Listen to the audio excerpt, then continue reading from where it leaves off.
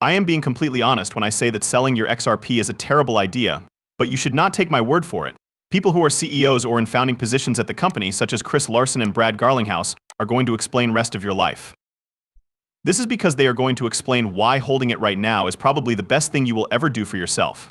Having said that, with that, I'm going to show you guys some clips from Chris Larson, where he recently spoke, as well as Brad Garlinghouse, since both of them had some really fantastic things to say, which are likely to change your opinion on probably a lot of things related to the XRP ecosystem. Additionally, I'm going to show you some footage from Brad Garlinghouse likewise. To ensure that everyone sees the video, please click the like button, and then we can get started. From this point forward, we are going to begin with none other than Chris Larson, who was just recently giving a talk about the XRPL stablecoins and a great deal more. For the simple reason that his vision for each and every one of these goods is completely nuts, and you are going to get a great deal of knowledge from what he has to say here. What I need from you guys is to pay very close attention. Ripple does not require you to ever utilize XRP, not even in a trade. You should know that it makes no such requirement. One of the most interesting aspects of this situation is that everybody in the globe who is now using Ripple has the ability to place a bid or ask on anything of value from any issuer. For instance, someone might say, I'm going to make a market between, and others would agree with them. The miles of United Airlines, after you find out how many miles I have on Rebel, I really hope that they will be removed at some point in the future. I am so resilient. You could go straight, you don't actually have to go through XRP.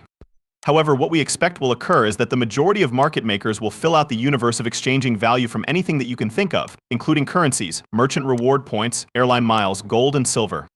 Ripple. The only thing that the entire world needs to be concerned about is the price at any given microsecond in time. When it comes to the counterparty risk, you never have to worry about it. As it turns out, that truly is something that has never been seen before and has never existed before. The question is, why is that so significant? Consider the following scenario. A farmer in Nepal is interested in purchasing agricultural machinery from a supplier located in Kenya. Let's assume we use this scenario as an example. However, you are going to lose a significant sum of money on each hop, as you are correct. When you involve currencies with counterparties and objects of value with counterparty, you are losing value with each hop, right? This is because you are doing transactions. It is to your advantage to convert Nepalese rupee to XRP by way of a market maker. Additionally, there is a market maker that has established a market between the Kenyan shilling and XRP to facilitate transactions. There is now only one hop between Nepal and Kenya. There is actually just one hop between you and airline miles. Furthermore, everything is just a hop away. For this reason, we believe that a currency based on mathematics is truly one of a kind and truly possesses worth. And that is a very good point, and I believe that there is something that the majority of people do not really comprehend, particularly in the realm of business. And this is especially true for someone like myself who is beginning to engage in conducting business on a global basis with individuals from all over the world.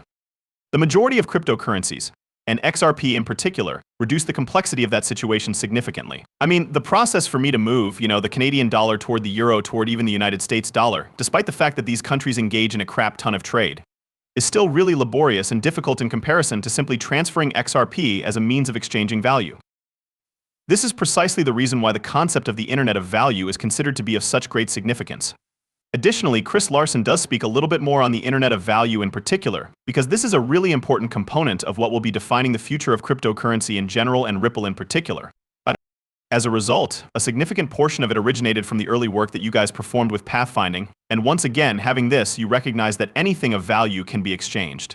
To a certain extent, that was the start of it. To take a step back for a moment, if you take a look at the true problem that exists in the globe today, I'll let people point to globalization as being something that is not working for people. We would also remark that, no, it's not that it's not functioning, rather, it's just that it's still in the process of being developed, right? There are gaps in it. In other words, we are kind of in a situation where globalization requires interoperability in three fundamental areas, right? Money, commodities, and delivery are all available. The issue is that it only has interoperability in data, which is obviously the internet, and transportation since the 1950s with the shipping container, which creates interoperability between ports, ships, trains, and trucks. This is the difficulty. Things with monetary resources. There is no interoperability across the various money networks. And now, if you have that, billions of individuals will begin to be integrated into a truly functioning system of globalization, if you know what I mean. In addition, that is on us. That is, in my opinion, the kind of thing that we are attempting to construct here. Guys, we're talking about billions with a B. What do you mean the population of the globe is somewhere around 1 billion right now? To put that into perspective, it is undeniably a fairly surreal possibility to be considering. And this is a really significant matter. To put it another way, this is the extent to which the Ripple team's vision extends. I am going to show you guys some amazing new developments that Brad Garlinghouse did talk about very soon. I am going to show you these things. Before I go ahead and do that, however, I would like to extend an invitation to each and every one of you to sign up and make an account on a Margex. This is because if you all do so, not only will you get some, but you will also get some incredible bonuses for trading and depositing, with $100 being awarded solely for trading and depositing. But in addition to that, you will be entered into my XRP trading competition, which now has a prize pool of $15,000, and all you have to do is trade any cryptocurrency you like. In addition, there are some fairly incredible opportunities to trade a few other cryptocurrencies at the moment.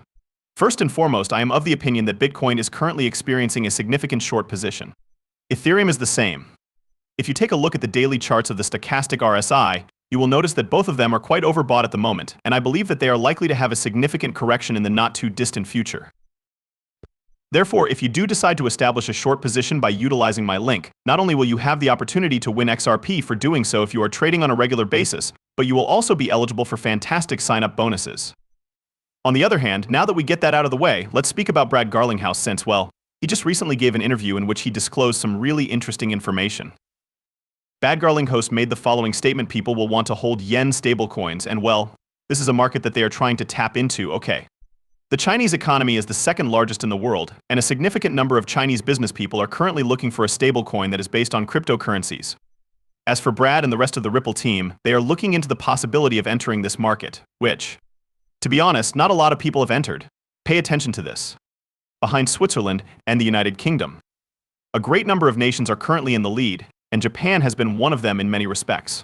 That is not to suggest that they have not been conservative with regard to the regulation, but I believe that this may be incredibly healthy so long as there are clear rules of the road. Within these frameworks, entrepreneurs will work. Can you give me an estimate of how long it will take for Japan to have a coin that is stable? With that being said, I believe that Ripple in particular is concentrating on getting the US dollar stablecoin up and running at the moment. However, I believe that there will be individuals who are interested in holding yen stablecoins. Furthermore, I believe that it is only a question of time. Moreover, I believe that the authorities in charge of regulating things in Japan passed some legislation concerning it approximately a year ago. Additionally, there are certain businesses who are now going through the licensing process in order to go active. Large firms make up a significant portion of the businesses that are active in this sector at the Japanese level. Is the fact that the smaller, more innovative guys are not taking the lead somewhat of a cause for concern? I believe that what you are witnessing is a collaboration between some of the more established businesses and younger, more inventive businesses. That is the case in Japan. We make an effort to determine the most effective method of entry, taking into account the market that you intend to enter. Particularly in Japan, although we have discussed the possibility of regulations being a little bit more transparent, the government has also been extremely engaged in the process of establishing those regulations. At the same time, we are getting closer and closer to a presidential election for the Liberal Democratic Party, which is currently in power. Are you able to provide any insights into the likelihood for this market to undergo a change? In point of fact, over the time that I have been in Japan, I have had meetings with various regulatory bodies, including the Financial Services Agency FSA and elected representatives. What I have heard time and time again is that there is a strong desire to make use of these technologies. From a macro perspective, I believe that an environment that has been very conducive to innovation has been present here. Mainly due to the fact that certain of these Asian markets have a tendency to be quite closed off. Certainly, I believe that to be the case throughout the course of history. I will tell you that I have experienced extremely warm greetings from everyone, including the FSA and elected representatives, among other people. Whether it is artificial intelligence, blockchain technology, or cryptocurrency, they want to see innovations like these embraced and adopted. That is a message that I have heard repeatedly in each and every one of my meetings over the past couple of days. Moreover, I have to admit that this is quite encouraging news. In general, if we take a look at Japan in particular, as well as China and South Korea, or any of these other regions, we can see that they are really adopting XRP. Obviously, SBI Holdings is a huge corporation, but a number of institutions and